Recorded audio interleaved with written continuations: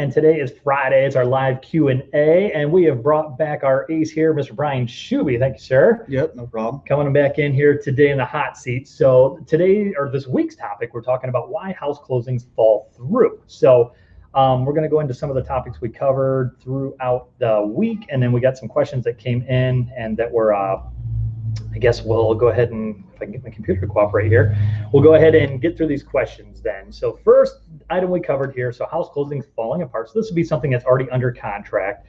Buyer and seller come to agreement and we're moving forward, banks involved, appraisals involved, things like that. So if that point, one of the biggest reasons of the deal doesn't come together is the buyer didn't get financed. So what's a problem with that, or how does that necessarily affect the deal not coming together? Yeah, it's always important as a seller, and even more on your agent to verify that the buyer does have a pre-approval letter from a bank, a reputable lender, and just making sure that they are pre-approved, they've turned in their documents, their credit's been checked. All of those things definitely help get that aligned and making sure that the transaction comes together then for both parties. The bank has vetted them some even beforehand, and then we're moving forward with that. So. And I think you've talked about the pre-approval versus pre-qualification a little bit as well. I believe you covered that. Again, always better to have that pre-approval instead of the pre-qualification. Yeah, because the pre-qualification, we talked about this a bunch here, but if you're not familiar with that pre-qualification, you literally get online and say, I make $100,000 a year, I have no debt and everything else, and say whatever you want. Of course, the bank's going to say, sure, we'll take that. But a pre-approval, full pre-approval, they've looked at your income, they've looked at what you've got going on. Yep, and you've been vetted then by a bank or a lender. Yep. All right, so that's one of the big reasons it falls apart here. And we are live, so if you got a question, comment, anything like that, go ahead and pop it in there. And again, I dared you last week, go ahead and do it here. If you don't believe me here, we've had some people say you're definitely not live, but we are, so try me out if you want. Okay, home inspections revealed issues. Again, that's another reason why, and no home is perfect. We know that here, but if it revealed issues, what happens with that? Or what's common issues that come up that you've seen? Yep. Again, like you said, no home is absolutely perfect. You're always going to run into issues. A lot of the structural stuff we see, is where typically the transaction falls apart. Foundations, roof, furnace, kind of the more big ticket, more expensive things is typically where they do. So it's just always important to keep that in mind, that no home is perfect. So so just like I said, keep that in mind. Yep, and try to get over some of the smaller issues. We've talked about before the 80-10-10 rule, but any of that stuff, if it's a major issue, something you can't get negotiated out, then obviously it's going to be a problem. But if you don't like the paint in the living room, yeah, that smaller stuff, the $200-300 stuff can always be fixed. So. Yeah.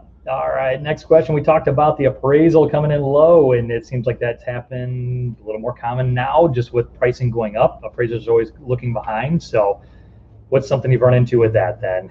Yeah, like you said, with the current market situation, more and more appraisals seem like they're coming in low. So, again, it's going to just open back up negotiations there for you. You can always go back, ask the sellers to reduce price. And if they're not willing to, again, that's typically where transactions fall apart, because buyers don't have the extra funds to be able to come up with that money then. Yep, and we've had some situations where the buyer is putting some money down in the bank. If you're working with a good lender, they're able to figure something out with that too sometimes. So, all right, some of the questions we had come in. What if the buyer can't sell their current home? Is that a big issue then? It's pretty if a transaction's contingent upon a buyer selling their current home, obviously if you can't get that current home sold, more than likely the transaction is going to fall apart then. So, and contingent being the contract is contingent upon something happening, the appraisal, inspection, a home sale, something along that line. So, all right, another question we had come in: property liens and/or title issues. Is that a reason you see home closings falling through? Yes, I would say most of the time you're going to run into issues. Obviously the title company is doing the title search, they're doing all of that, that background checking on the property. Most of the time, I think you can obviously get those worked out. However, it does take a lot of, it can take time to get that done then. Yep. So, and if you're under the gun or got to move or the deal's got to happen, within a certain time frame, that certainly can present it. Sometimes it's something simple like a driveway agreement or something like that. So. But working with an agent, working with a good title company, hopefully they've worked through that. Never-ending negotiation. So we've had all kind of people talk about this. So what are they talking about there? Yeah, so I would say, there are some negotiations where, if it's an inspection report or something like that, maybe you're not able to get something figured out. So negotiations can just keep going back and forth, or, extensions do come in. So it's just a matter of, working through those and getting that done. Like we just talked about with the property liens and title fee or the title issues, then obviously sometimes it can take time. It's just a matter of just getting it worked out. And sometimes we've had people negotiating over appliances or just certain fixes or things like that. So, or it's usually appraisal issues or home inspection issues, things like that, where you're back and forth. Nobody can decide on who's taking care of it, who's fixing it. All right, here's a touchy one here. Is a FSBO and FSBO, so for sale by owner, more likely to fall through? So if it's just if they're not represented by a real estate agent, are those deals more likely to fall through? That's a pretty broad brush question. Yep, I would say they can be, absolutely. Janet's saying yes. I would say they can be. I don't want to say absolutely they are. But they just don't have the experience and knowledge that us as real estate agents have. Obviously, we went to this job for a reason. Yeah, right? We went to school. We got the education. We know the process, pretty well. So yeah, not that it can't be done, but again, it just comes into the negotiation and the fixes and things that need to happen with a transaction. Because we tell a lot of people from the get-go, expect there to be some hurdles or some roadblocks or something to get through. Rarely ever is a deal. I don't care who you have involved. Is it going to go from A to Z, all the way to the closing table without something coming up? Yep.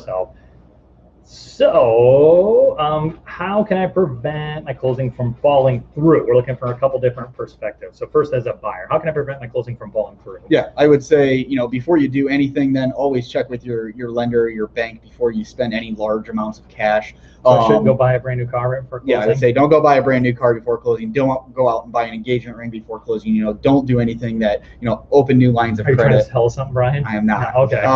Don't go out and open any new lines of credit, without checking with your bank or your lender first. Will just commented. Sorry. So no. So we've had people do that. Literally, we've talked about it before. Literally standing in line at a furniture store or at Lowe's and called. You've taken that call. I've taken that call. We just work about to buy a whole bunch of furniture, about to do whatever. Don't do that as a buyer. You definitely don't want to do that. Don't let anybody look at your credit. Don't buy anything. Yep. So, all right. So same question. How can I prevent my closing from falling through as a seller? I mean, there's no guarantees, but what can you do to help prevent that? Yeah. I mean, the main thing with the seller is just being, open to anything that the buyer may ask for. A lot of times we see that with the inspection request or something like that. Always be open to, again, no home is perfect. So more than likely you're going to have to do some type of repairs or fixes when it comes to that. So I would just say be open and willing to do that. So, and especially with any of the government loans, and your agent should kind of coach you up on that too, things that might be expected. Doesn't mean you have to do everything. I mean, the buyer can do things. I mean, heck, I've gone out and done stuff, you just get the job done sometimes, but just be willing to have that conversation and kind of go from there. So I think we're getting right down to the end here. Last question of the day, unless something else comes in here, which does happen. So it's a super aggressive seller's market right now. A lot of buyers clamoring for homes. They go under contract fast more often than not, but sometimes they come back on the market for a myriad of reasons, like why house closings fall through. We've talked about this. So if a house has come back on the market once, twice, 3 times after going under contract, contingent or pending, you'll see that marked a couple different ways. Is that a red flag or is that an opportunity? I would say it could go either way. I mean, obviously we don't know what the reason that property fell through was. Maybe the buyer financing could have fell through twice, or it could be because of home inspection. So it's really hard to, determine that without actually being in, one of those previous offers then. So it depends on the circumstance. Yeah. So a house can get a stigma from something like that. So if it's been goes on the market, under contract 2-3 days later and off the market for 30 days, 60 days, whatever, and it comes back, the assumption is what the heck's wrong with the house a lot of times. Yep. So. And I mean, especially in today's market, buyers don't have a whole lot of time to decide on what they want to do. So sometimes we do see, them kind of regret their decisions later on. Sure, a little bit of buyer's remorse. Yeah. So is it a red flag or an opportunity? Maybe both, right? Yeah, I would say it could be both. It just depends on the circumstance. All right. I don't see anything else that's come in here, but we'll come back next week. We'll do another live Q&A. Mr. Shuby. Oh, I forgot to put your information in here then. How can people get a hold of you here? If they want to find, is it in there? Let me keep rolling here. Sarah says it's in there. It is. Nice work, miss. All right, Brian, I get the number on the screen, but how is somebody going to call or text you? Yeah, I would say my cell's the best way, my personal, so you can reach me anytime. Number's 567-207-6518. All right, so if you're online, you can see that there, and I think we have your handles in too. So you're pretty active on social media, right? Yep. So find you there. All right, well, we'll keep rolling here. Make sure to check back next week. We'll have a brand new topic and another live Q&A and get your questions in. So thanks for joining us, Brian. Appreciate it. Yep, no problem. Once again,